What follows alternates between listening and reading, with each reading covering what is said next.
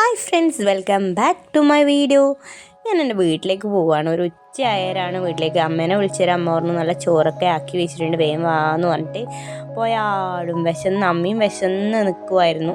പോയാടും ചോറൊക്കെ കഴിച്ച് സൂപ്പറായിരുന്നു. ചോറും അമ്മേരെ കറികളൊക്കെ കൂട്ടി കഴിക്കുമ്പം അത് പ്രത്യേക ഒരു വേറെ തന്നെ ഒരു ലെവലാണ്. കാരണം നമ്മളിപ്പോൾ സ്വന്തം ഉണ്ടാക്കി കഴിക്കുന്നതും പിന്നെ നമ്മൾ അമ്മ ആക്കി തരുന്നതും വേറെ തന്നെ ഒരു ടേസ്റ്റ് തന്നെയല്ലേ. അപ്പം ഞാനും മിന്നുമൊക്കെ ഭക്ഷണമൊക്കെ കഴിച്ച് ഇങ്ങനെ ഇരിക്കുമായിരുന്നു. കണ്ടില്ലേ, പരിപ്പും കൈപ്പക്കയും ചിക്കൻ പൊരിച്ചതും നല്ല കോമ്പിനേഷൻ, നല്ല ടേസ്റ്റ് ഉണ്ടായിരുന്നു.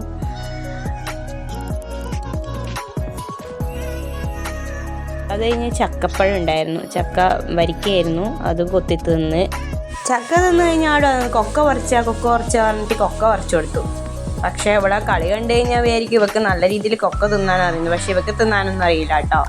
പൊന്നു ആണെങ്കിൽ നല്ല വൃത്തി തിന്നുമായിരുന്നു. മീൻ വന്നിട്ട് അത് കുരുവൊക്കെ കടിച്ച് കഴിച്ചിട്ടാണെങ്കിൽ തുപ്പുന്നൊക്കെ ഉണ്ടായിരുന്നു. എന്തൊക്കെ അവസ്ഥയാണെന്നേ. അത് കഴിഞ്ഞ് നമ്മൾ തൊട്ടടുത്ത് തന്നെ ഒരു ഫാമാണ്, ചാൻവി ഫാം എന്നാണ് ഈ ഫാമിൻ്റെ പേര്. ഇവിടെ ഫുള്ളും ഉള്ളത് പശുവാണ് കേട്ടോ. ഫിഷ് ഉണ്ടെന്ന് പറഞ്ഞായിരുന്നു, പോയി നോക്കിയാലേ അറിയില്ല എന്താണ് അവസ്ഥ എന്ന്. അപ്പം ഒത്തിരി നാളായി ഇവിടെ വരണം എന്ന് ചോദിക്കുന്നത്. ഇന്നാണ് ഇതിന് സമയം കിട്ടിയത്. അപ്പം നമ്മുടെ അപ്പുറത്തെ വീട്ടിലെ കുട്ടീനെയും കൂട്ടിയിട്ടായിരുന്നു നമ്മൾ പോയിട്ടുണ്ടായത്. ഫിദക്കുട്ടിയാണ് ഒപ്പരുള്ളത്. അപ്പോൾ ഫിദ മിനുവിനെ എടുത്ത് നടക്കുന്നുണ്ട്. നല്ല രസമല്ലേ.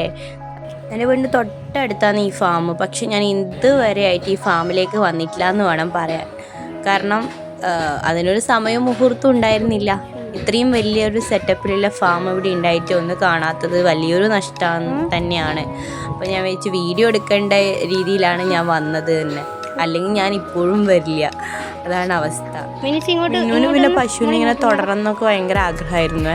അപ്പം നല്ലൊരു കുറുമ്പി പശു ഉണ്ടായിരുന്നില്ല, അവളോട് കുറുമ്പ് കാണിക്കുന്നുണ്ടായിരുന്നു. അപ്പം അതിനെ ഇങ്ങനെ തൊടുന്നുണ്ട്. ഇപ്പോൾ പേടിച്ചാൽ തൊടുന്നത്, എന്നാലും ഇവിടെ തൊട്ടു. പിന്നെ ഒരേ തൊടലായിരുന്നു.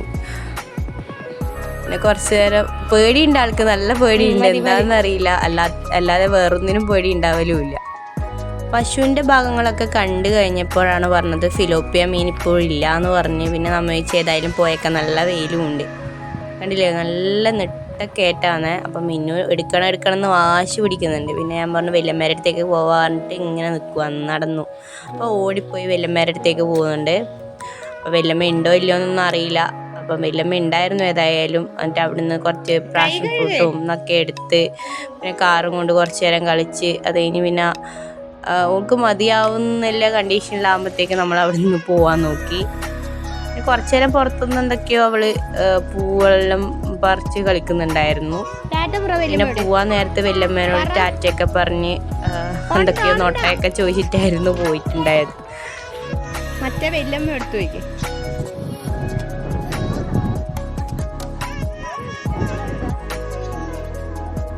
വല്യമ്മ ഇസ്ലാമയിലയില്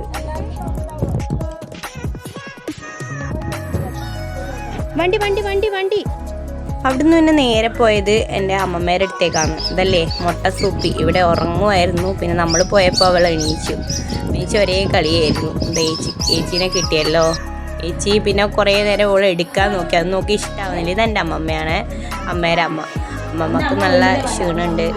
അമ്മമ്മേനോട് എന്താ വേണ്ടതെന്നൊക്കെ ചോദിക്കുകയാണ് അമ്മ.